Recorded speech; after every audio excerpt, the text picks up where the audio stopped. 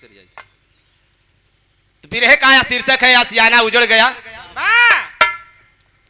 अपने माटी की गीत बा, देहाती गीत बा, किसान के गीत बा। कैसे मास्टर साहब? भूमिका में 4 लाइन का नाम बा।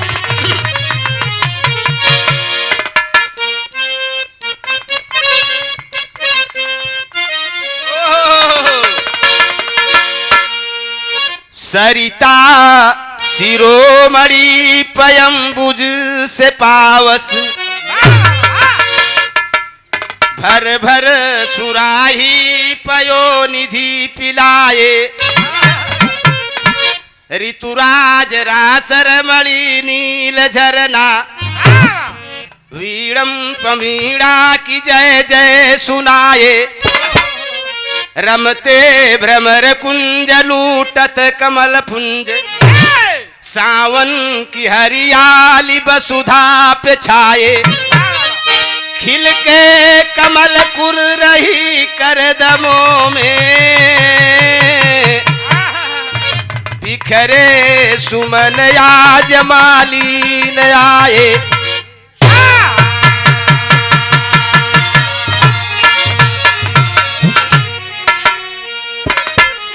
बाबूजी छायावादी शब्द है, साहित्यिक शब्द है।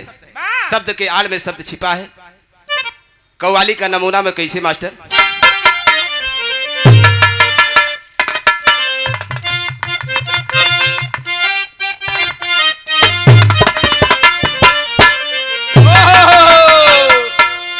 अरे चोट पत्थर की लगी,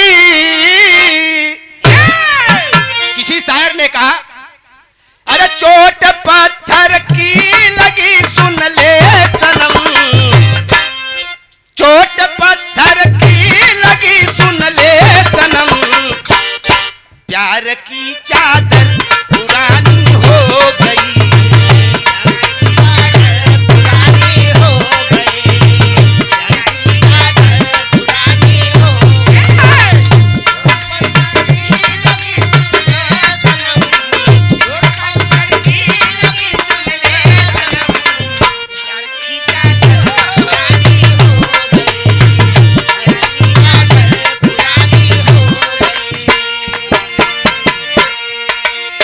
तो शहर का नमूना, दर्ज का नमूना रहा। भाव में कवि जी ने बड़े सुंदर भाव को लिखा।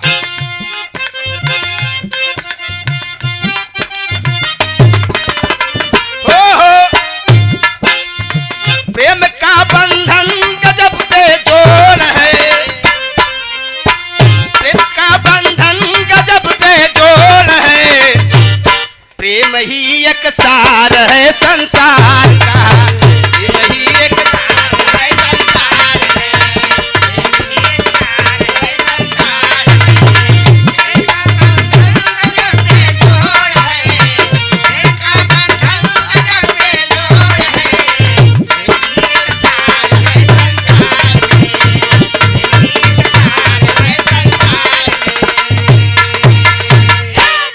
शहर में नजम का लाइन बा।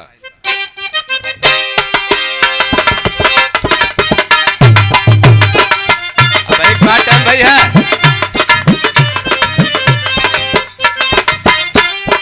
राजा वाले एक पॉइंट तो नहीं बढ़ा दे भाई।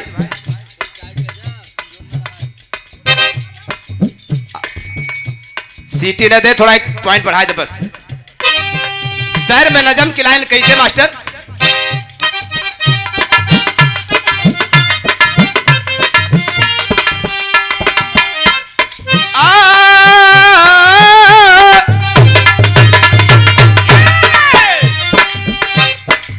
प्रेम का रूप ही ईश्वर स्वरूप होता है।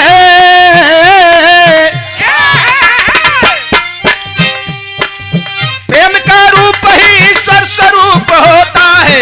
प्रेम है ईश्वर यह वेद भी बताता है।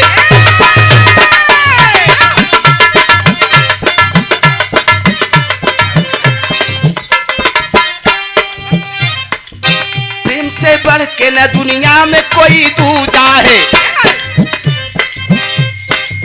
प्रेम से बढ़ के न दुनिया में कोई दूजा है। प्रेम का पाठ ही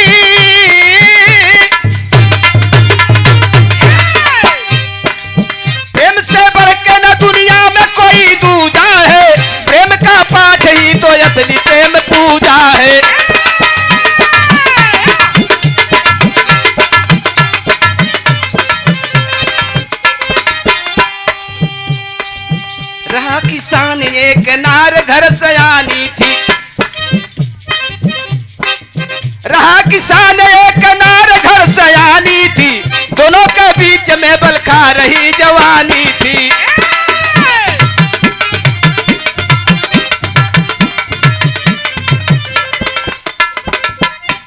परम श्रद्धेय आप, परम आदरणीय आप, जिनके पिताजी के हम आप अंत्येष्टि में आए हैं, बड़े भैया आप रतन सिंह, 151 रुपए का पुरस्कार नहीं आशीर्वाद है। माई भगवती भोले बाबा आपके पिताजी के स्वर्ग में उच्च स्थान बना रहे, परिवार में सामंजस्य बना रहे, भाईचारा बना रहे, यश कीर्ति आप सबके परिवार की बनी रहे। साथ में सब भाई के एक स्वर में प्रणाम नमस्ते आशीर्वाद की कामना बा।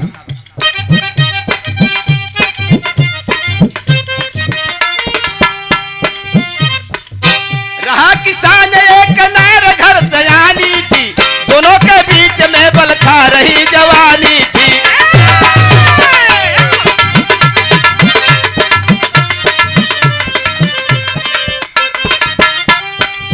पिता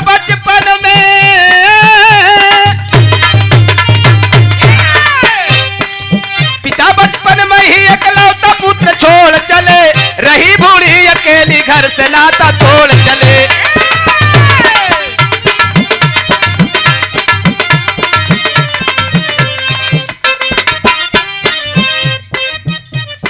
वाह वाह वाह, खुशी में बेटे की शादी मां रचाई है, खुशी में बेटे की शादी मां रचाई है। नवेली दुल्हन सच के ससुरे में आई है।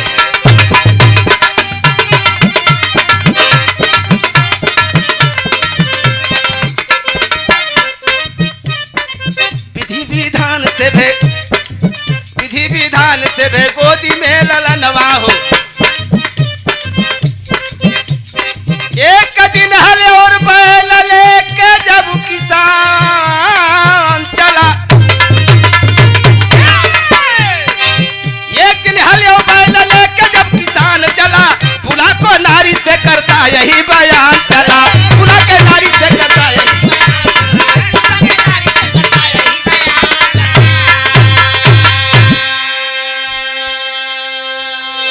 भैया हो, आप सब कहानी पे गौर करें। देहाती गीत बा, देहाती एक किसान के गीत बा। यह कहानी एक किसान की है। मान लीजिए आप ही के गांव में कोई किसान अपनी दिनचर्या चला रहा है, कुछ समय बीता, एक पुत्र की प्राप्ति हुई, अपनी खेती गृहस्थी चल रही है। एक दिन अपनी औरत से कहता है, मैं खेत में हल बैल लेके चल रहा हूं, हमारा भोजन पानी लेके खेत में आना, आने से पहले इस हमारे बच्चे को दूध पिला करके माता को बता करके तब आना। सारी बात बता के किसान हल बैल लेता है, किसान खेत की तरफ चल देता। मास्टर साहब गीत लग गई।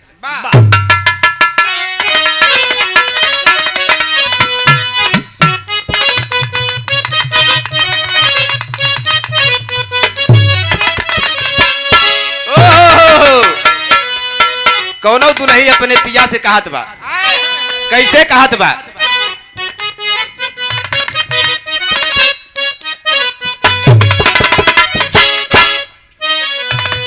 हंसी हंसी गोरी कहे मानसैया बतिया, हंसी हंसी गोरी कहे मानसैया बतिया, भारी ना तहलू के गढ़ा दाती न पतिया। हंसी हंसी गोरी कहे मानसैया बतिया, भारी ना तहलू के गढ़ा दाती न पतिया। हंसी हंसी गोरी कहे।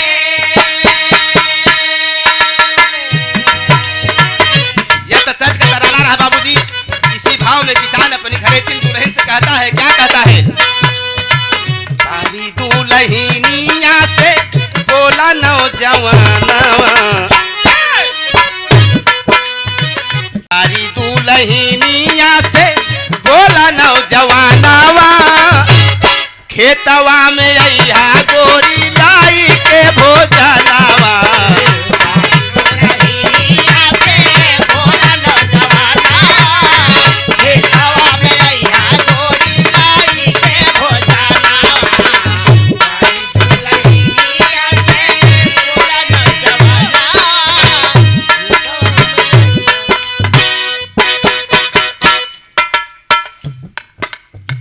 तेलवा कजरवा कई के लाल के सुताएदा सूतल बाले लाल हमरे माई से बताएदा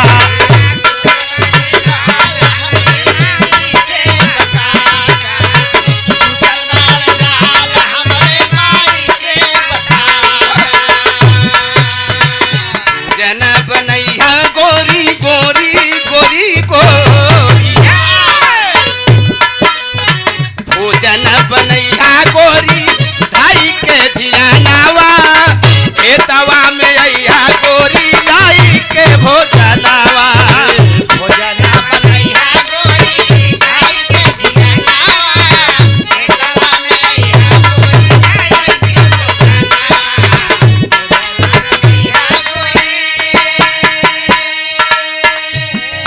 बाबूजी वा किसान अपनी औरत से सारी बात बता के हल बैल लेता है, जाता है खेत की हलवाही करने लगता है।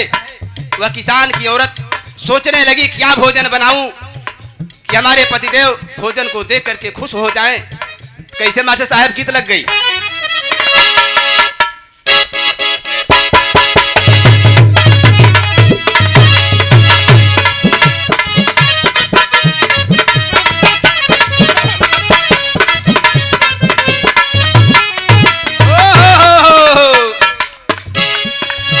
कौनो नायक नायिका के बात बा, देवर भौजाई के बात बा, जौने पे आप अर्थ लगा लू है सही बा।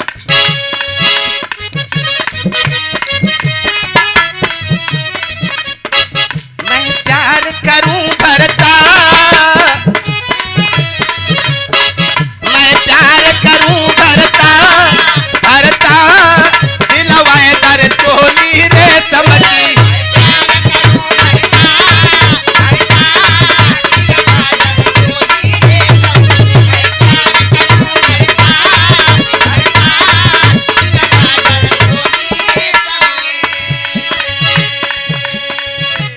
देखा आप अपने ऊपर जिन घटाओ कि देखा समाज में हम कैसे कहा थे। आप लोग झगड़ा जिन लगावा, आप लोग ही अच्छा खासा समझा थी बूझा थी झगड़ा लगाई दे थी। और आगे का कहा कैसे बा अपनी फरमाइश बता रहा है। वो हमें दो ही रह जड़े रहे, वो हमें दो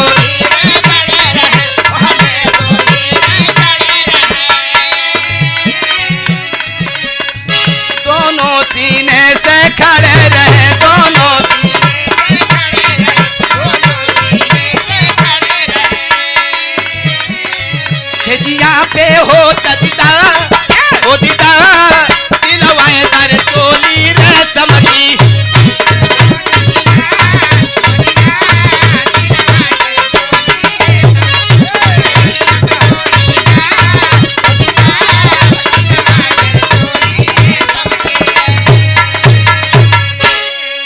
काई अरे यार महेश देखे छोटा सा का ये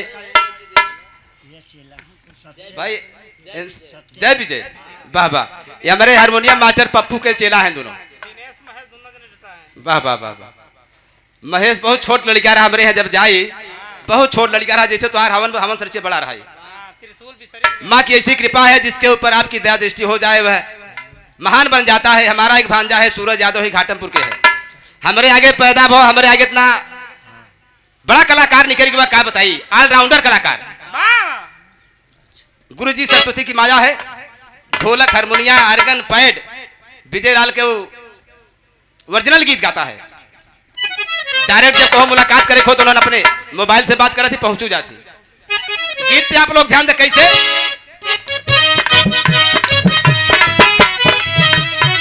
किसान की औरत क्या करती है। अब बारी दुल्हन गुलना गुलना रच रच के भोजनवा बनावे लगी।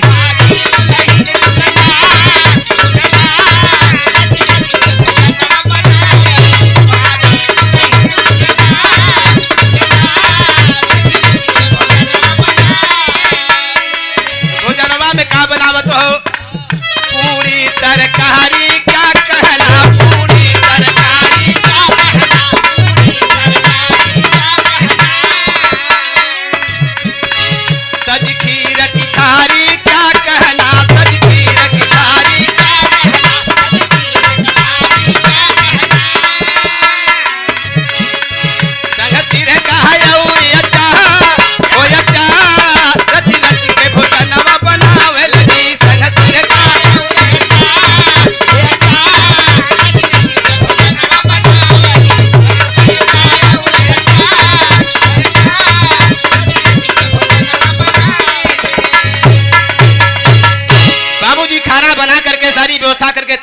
जाती है तो वही अपने पति की बात एक याद आ जाती है कि पतिजी ने कहा मेरे बच्चे को मेरी माँ को बता करके तब आना।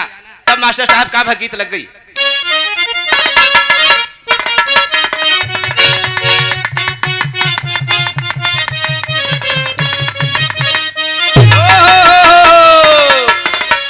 बड़ी पुरानी गीत बा, दादा हर एक जमाने गीत बा कि मोरे पीछा वारावा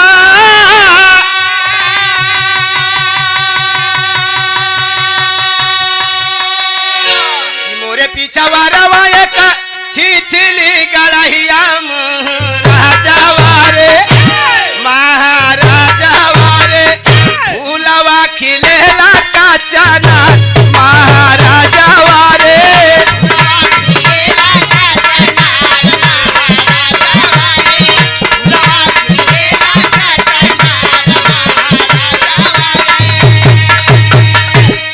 एक लाइन अपने बहनोई बिना गाई दी हम। अरे फूला वालो राना गईली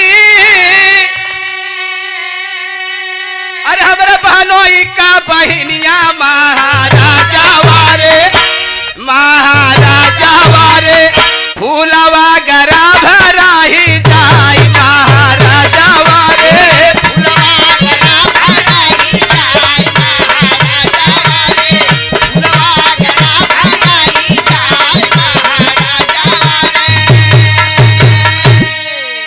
आया जी ने मनोरंजन के लिए आप सबके गाय दी है। गीत में आप लोग ध्यान दा। वह किसान की औरत अपनी अब सास के पास जाती है, कहती है कैसे मास्टर कि बारी दुल्हनिया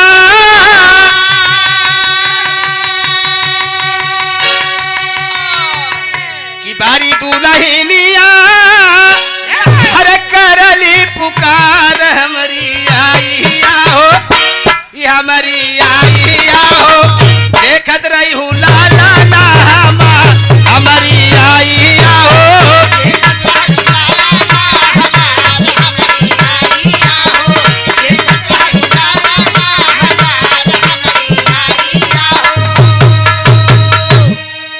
सुतले से जागी जाब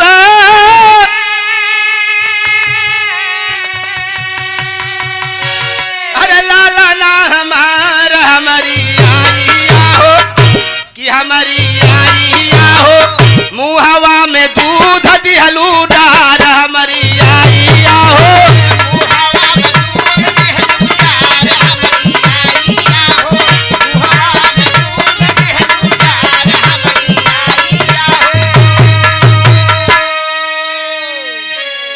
खेतवा में जोहत होई है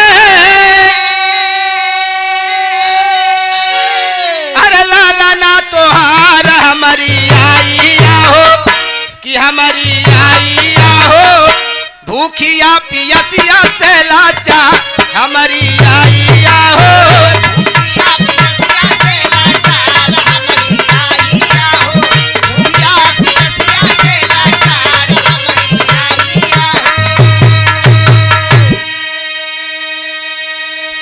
कहीं बताओ ये छोट से बच्चा अगर उठी रोई हमें के का करब कहे अम्मा घबराना हम एक प्रबंध व्यवस्था कह के जावे।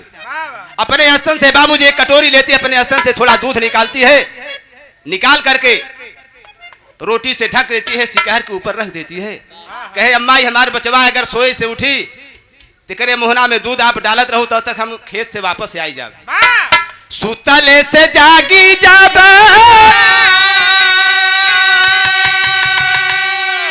अरे लाला ना हमार हमारी हमारी आइया हो मुहवा में दूध दिहलू डार हमारी आइया हो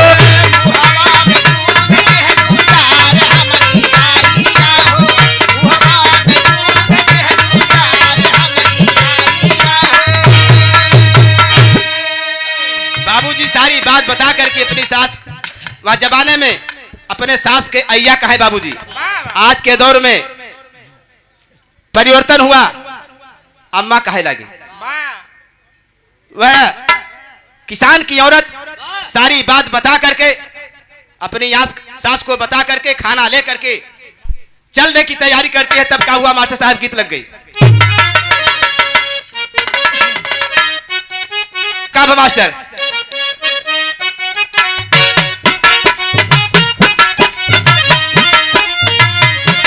कौनो देवर भौजाई के गीत बा। जब वो भौजाई होकर आई बहुत दुबली सी रही, जब कुछ समय बीता थोड़ा से जाड़ी बनी गई, मोटी बनी गई, तो अपने भौजी से मजाक करत तो कैसे आप लोग समझा के प्रियंका कहत हैं कैसे के भैलू है भौजी, कैसे के भैलू है भौजी, कैसे के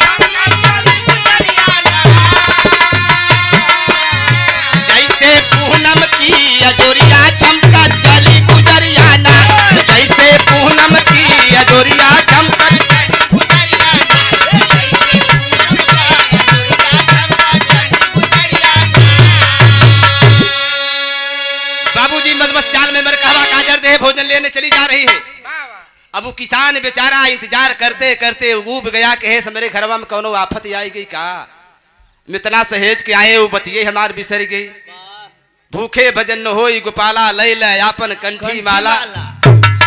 बड़ी गुस्सा में हल बैर ढीलता है, ए भैया बोला जिन क्रोध में चल देता है, कहता है चलता हूं तो आज घर पर देखता हूं, तू ही पहला लगाओ बुजुर्ग का समझ में आई जाए। गीत बदल गए मास्टर।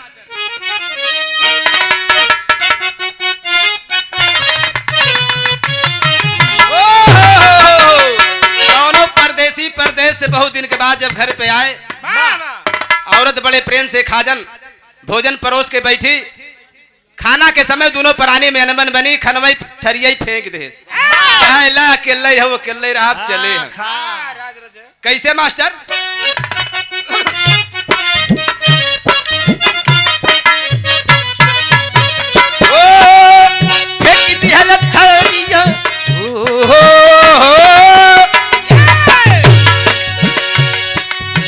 फेंक दी है थरिया, बला में गैल झारिया बहु चले किनारे।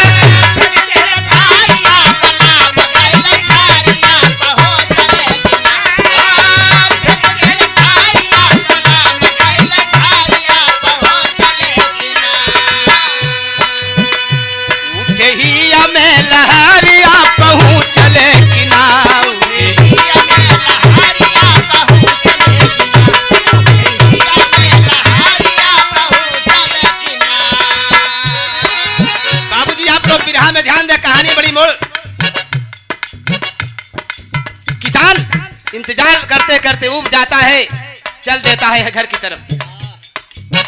बिलखे सजानवा हो, बिलखे सजानवा आवली जनानवा भोजानवा बिना।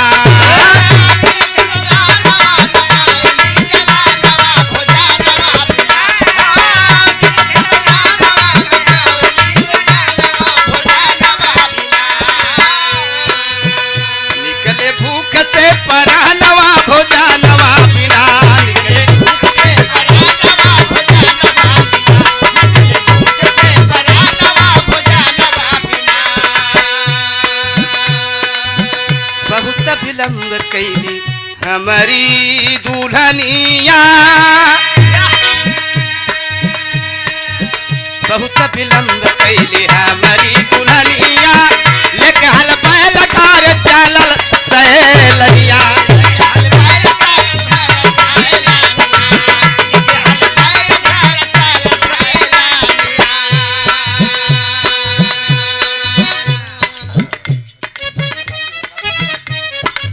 कहाँ है तार बाबू? आए नहीं है का? तोरे दादाजी नहीं आए हैं का? चला तोरे ड्यूटी लगाए थे। अच्छा अच्छा, छूछे बोली ऐसे? हाँ, छूछ पहले की जूझन। जंग बहादुर यादव, आप सदरेपुर की पावन धरती से आए तो नहीं है, लेकिन आपका नाम आया है। ए काबुल जाते यार, उनका लड़का है का? हाँ हाँ समझा थे यार, उनका नमो बिसरी के महेंद्र रतन के जीजा हैं।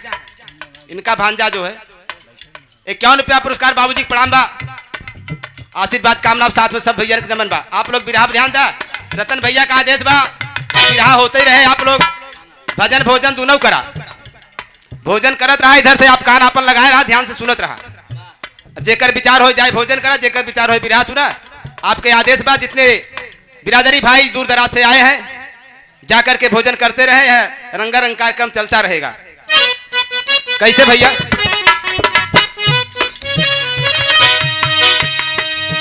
बहुत विलम्ब कैली हमारी दुल्हनिया, लेके हल बैल घर चलल सहेलिया।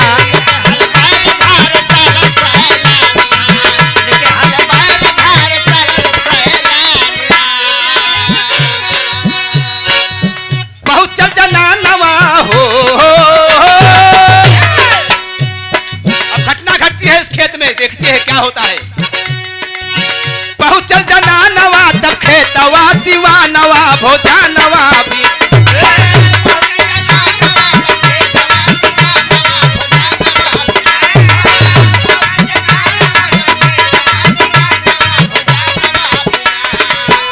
नहीं रहले सजनवा भोजनवा बिना, नहीं रहले।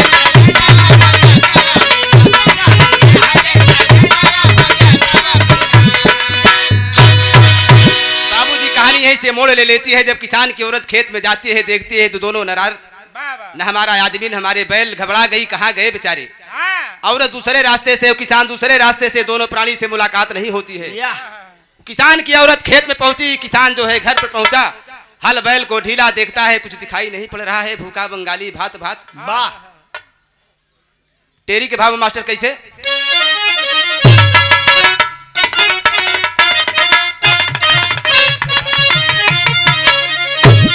अरे राम भवरवा भवरवा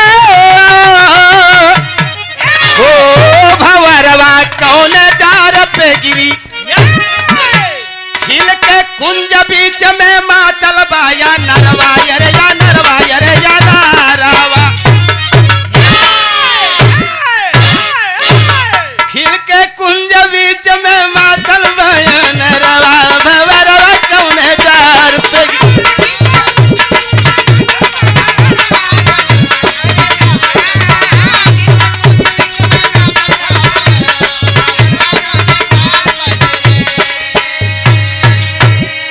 बोले बोले खाना बिना फिर बोल देते।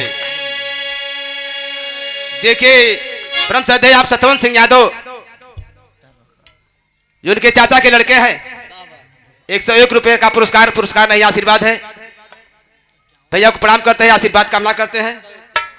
हाँ बताए ना 151 सब जनता जनार्दन के 100 में प्रणाम पहले की बा। आप लोग बिरहा पे ध्यान दा। चौक में कहना में कैसे मास्टर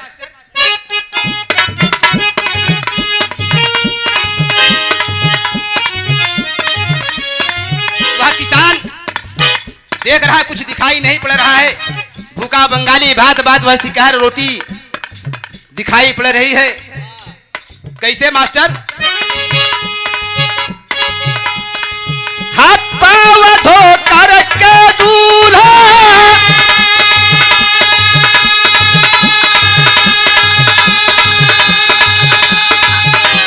बहू चाहे घर अंदर जा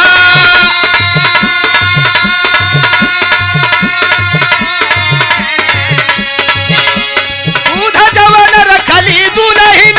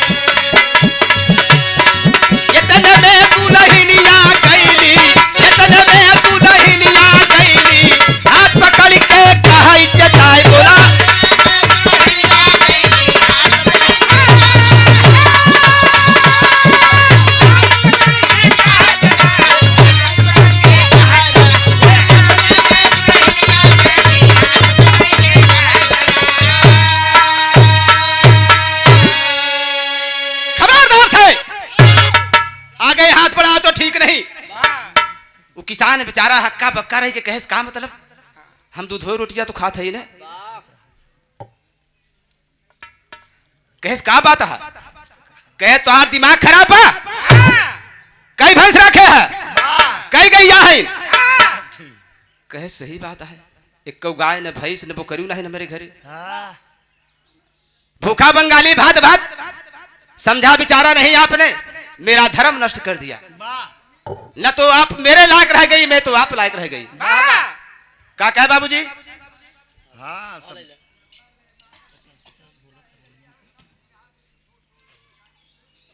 क्या बोला था?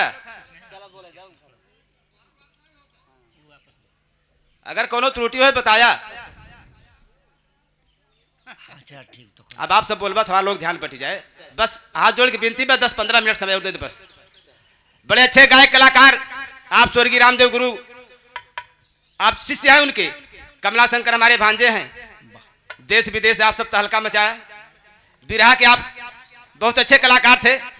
अब यहाँ कहाँ होत बा? महाराष्ट्र में आप रहते हैं वहीं गाते बजाते हैं। होली जरूर मनावे आवत थे। 100 रुपया हमारे लिए 50 का 51 रुपया हम अपने तरफ से बढ़ाई देते हैं। जो हमारे जो इंजन है ढोलक हारमोनियम वादक अरे भाई अब डब्बा अपना ख्याल के हैं चला ठीक बाटे पूरे पार्टी को दे दे हैं। बहुत बहुत आभारी आपके हैं। माई भगवती आपके कल्याण करे। सबके प्रणाम आशीर्वाद कामना बा।